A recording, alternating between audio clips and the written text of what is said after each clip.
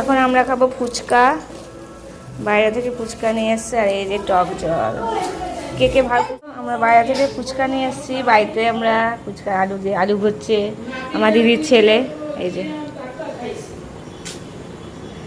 ভালো করে ফুচকাগুলো আলু ভর।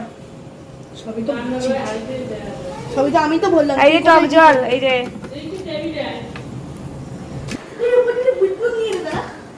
এই দেখো আমাদের ফুচকা রেডি।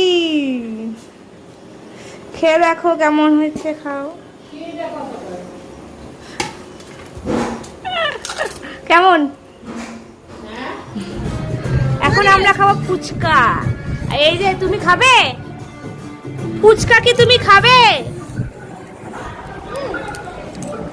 চলো আমরা ট্রাই করি ফুচকা খাওয়া।